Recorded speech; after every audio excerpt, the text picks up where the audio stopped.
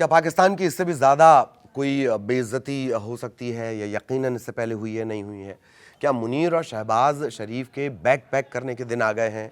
और एक बार फिर जब भी पाकिस्तान का जिक्र होता है ये मुहावरा याद आ जाता है कि घर में नहीं है खाने अम्मा चली बुनाने, कहावत है। तो क्या ये फिर से सच साबित हुआ है? इसी तरह की बातें कही जा रही हैं। पीओके में लगातार वो घिरा हुआ है, विरोध प्रदर्शन, भारी विरोध प्रदर्शन के सिलसिले चल रहे हैं और इधर बलूचिस्तान की तरफ से बड़ा झटका मिल गया है। नमस्कार, मैं ललित प्रजापति। विस्तार से आपको खबर बता देते हैं। दरअसल पाकिस्तान में पीओके को लेकर अब तक जो विरोध प्रदर्शन चल रहा था उसकी चलते वैसे ही नींदें उड़ी हुई थी शहबाज शरीफ की, मुनीर की, मुल्ला मुनीर जिसे कहा जाता है। और इसके बीच और लगातार एक झटका बना हुआ है। पाकिस्तान का जो सबसे बड़ा सूबा है, संसाधनों से भरा हुआ सूबा है, प्रांत है बलूचिस्तान, उसने अपने आज़ादी का दिन डिक्लेयर कर दिया है, इंडिपेंडेंस डे ये घोषित कर दिया गया है। राजनीतिक हलचल तब और ज़्यादा तेज़ हो गई जब खुद जो रिपब्लिक ऑफ बलूचिस्तान ने 11 अगस्त को बलूचिस्तान का स्वतंत्रता दिवस तक घोषित कर दिया गया। और दुनिया भर में जो रहने वाले बलूच लोग हैं, फिल्म आपने भी देखी होगी, उसमें भी बलोच अलग ही किरदार था, धुरंधर। वापस खबर पर आते हैं तो दुनिया भर में रहने वाले बलूच लोगों से इसे बड़े स्तर पर यानी 11 तारीख को बड़े सेलिब्रेशन की अपील की गई है। और ये जो संगठन है जो लगातार ये मूवमेंट चलाए हुए थे, वो अंतर्राष्ट्रीय समुदाय से भी बलूचिस्तान को एक स्वतंत्र और संप्रभु राष्ट्र के तौर पर मान्यता देने की मांग कर रहे हैं। आने वाले 11 अगस्त को एक बड़ा सेलिब्रेशन किया जाएगा, इंडिपेंडेंस डे मनाया जाएगा, स्वतंत्रता दिवस मनाया जाएगा, ये ऐलान किया गया है। अच्छा, ये घोषणा, ये ऐलान ऐसे वक्त में हो रहा है जब कुछ समय पहले ही इस समूह ने बलूचिस्तान को पाकिस्तान से स्वतंत्र घोषित करने का दावा किया था। वो ठीक है कि इस दावे को पाकिस्तान ने स्वीकार नहीं किया। दुनिया में बलूचिस्तान को पाकिस्तान का ही हिस्सा माना जाता है। लेकिन अगर बहुत ज़्यादा हिस्ट्री में आप जाकर देखेंगे, आज हम बहुत ज़्यादा हिस्ट्री में नहीं जाएंगे, लेकिन ये जो प्रांत है यानी बलूचिस्तान, ये प्रांत खुद को कभी भी पाकिस्तान का हिस्सा इसने नहीं माना है और सालों से यहाँ आज़ादी का संघर्ष चलता आया है। बार बार उनकी तरफ से अपील भी की जाती है, भारत हमारी मदद करे। ऐसा नहीं है कि ये अपील पहली बार की गई, इससे पहले भी 48 के आसपास, 1948 के आसपास भी इस तरह की अपील की गई थी। बार बार बलूच जो हैं वो भारत से मदद के लिए जो है गुहार लगाते रहे हैं, कम्युनिकेशन करते रहे हैं। इधर बलोच आंदोलन से जुड़े नेता हैं मीर यार बलोच। उन्होंने दुनिया के अलग अलग देशों में जो रहने वाले बलूच समुदाय के लोग हैं उनसे 11 अगस्त को अपने घरों, बाजारों, दुकानों, शैक्षणिक संस्थानों, सार्वजनिक स्थानों, व्यापारिक संस्थानों, इन पर कथित स्वतंत्र बलूचिस्तान का झंडा फहराने की अपील की है। हालांकि ये अब सिर्फ अपील वाला मामला नहीं रह गया, ऐलान वाला मामला नहीं रह गया है। ये मामला तो संविधान बनाने तक, अल्पसंख्यकों को अधिकार देने तक बहुत आगे तक चला गया है। यार के जो मीर हैं उनके हिसाब से 11 अगस्त को हर साल बलूचिस्तान का स्वतंत्रता दिवस मनाया जाएगा। अब ये एक सवाल आ रहा है कि 11 अगस्त क्यों? क्योंकि तीनों ही जो बिल्कुल पड़ोसी हो जाएंगे वो अगस्त में हो जाएंगे। 11 अगस्त क्यों चुना गया? रिपब्लिक ऑफ बलूचिस्तान, इसका ये दावा है कि 11 अगस्त 1947 को ब्रिटिश शासन समाप्त होने से ठीक पहले बलूचिस्तान ने खुद को स्वतंत्र घोषित किया था। बताया जाता है कि ये तर्क दिया जाता है कि उस वक्त पाकिस्तान ने भी कलात नाम की इस रियासत की स्वतंत्रता को माना था, लेकिन बाद में छल से, जो कि पाकिस्तान के कैरेक्टर में है, बाद में छल से उसे पाकिस्तान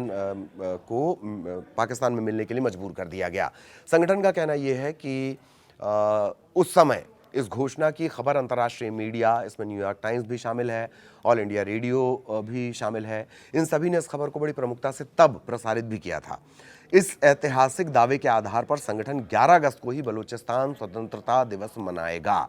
वर्तमान में अंतर्राष्ट्रीय स्तर पर बलूचिस्तान को पाकिस्तान का हिस्सा भले ही माना जाता हो, लेकिन आम बलूच लोगों ने कभी ये स्वीकार नहीं किया। अंतर्राष्ट्रीय समुदाय से मान्यता मांगी जा रही है। रिपब्लिक ऑफ बलूचिस्तान जो संगठन है उसका कहना है कि जब तक पाकिस्तान अपनी वर्तमान स्थिति में रहेगा तब तक इस इलाके में स्थायी शांति, विकास और समृद्धि संभव नहीं है।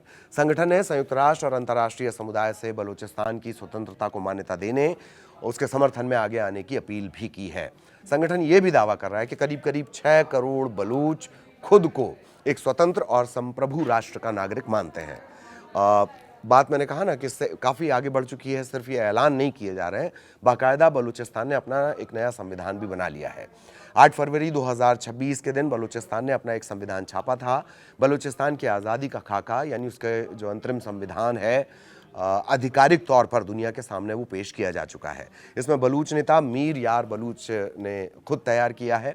मीर यार बलूच का कहना है कि ये संविधान उन लाखों शहीदों के खून से लिखा गया है जिन्हें पाकिस्तानी सेना ने गायब कर दिया या प्रताड़ित किया।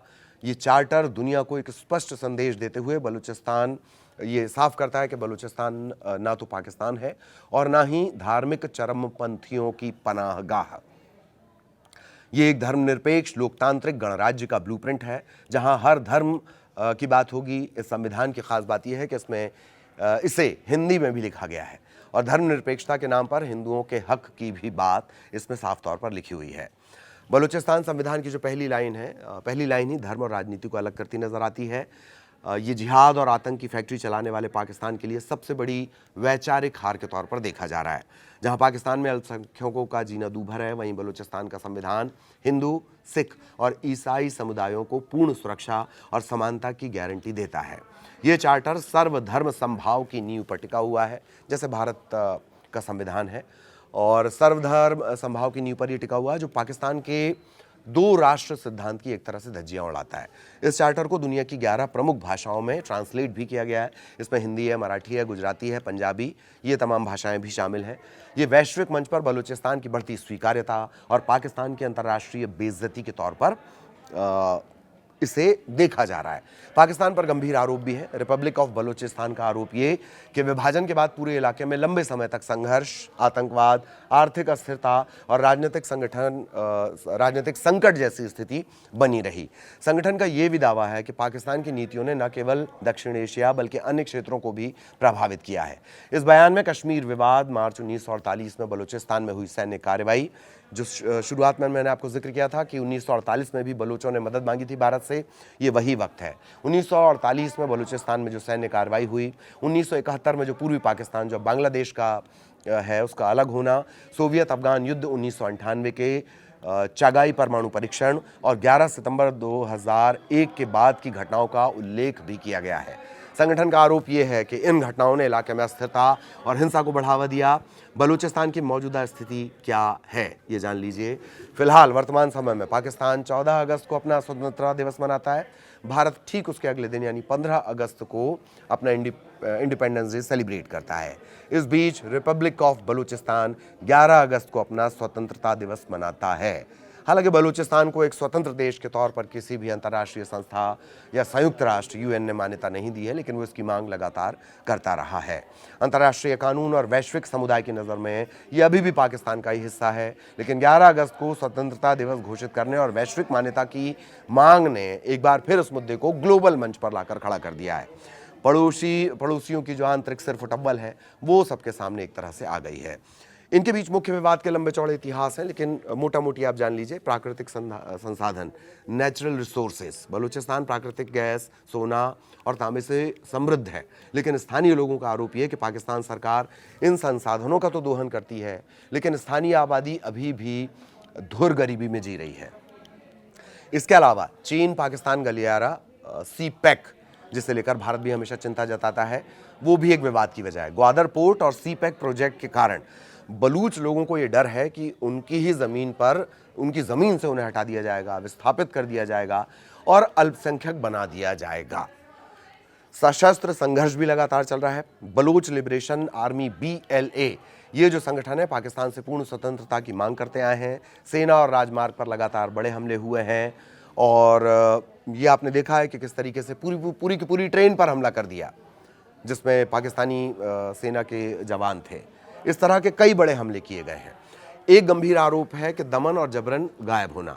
मानवाधिकार संगठनों और रिपोर्ट्स में पाकिस्तानी सुरक्षा बलों पर बलूच नागरिकों और कार्यकर्ताओं को जबरन गायब करने, यहां इसे कोट करना होगा, जबरन गायब करने और प्रताड़ित करने के गंभीर आरोप लगे हैं। ये इन दोनों के बीच जो विवाद है उसकी मुख्य वजह है। हालांकि इसका एक लंबा चौड़ा इतिहास भी है।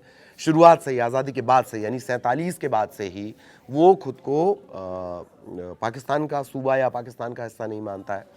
ये भी आरोप लगते हैं कि नेचुरली इतना नेचुरल रिसोर्सेस से इतना भरपूर होने के बावजूद आम बलोच गरीबी, धुर गरीबी में क्यों जी रहा है। तो अब ये जो खबर है ये निश्चित तौर पर शहबाज शरीफ और मुल्ला मुनीर उनके लिए चिंता की बात है, जो फिलहाल जो कभी अमेरिका के सामने हाथ फैलाते नजर आते हैं, अभी ताज़ा जो प्रेम है वो खाड़ी देशों के प्रति जागा हुआ है, ईरान के प्रति जागा हुआ है, और अभी उम्मीद की चीन के प्रति तो है ही है। खैर मतलब कुल जमा स्थितियां ये कि जहां से किसी भी तरह का कर्ज मिल जाए वहां जाकर पाकिस्तान जो है उनकी सरपरस्ती की बात करने लगता है, उन्हें अपना सरपरस्त बना लेता है। इन सब के बीच ये खबर पाकिस्तान के लिए सबसे बड़ी शॉकिंग और चिंता की खबर। क्या कुछ आप इस पर सोचते हैं, आप कमेंट के ज़रिए हमें बता सकते हैं। और वीडियो देखने के लिए धन्यवाद। नमस्कार।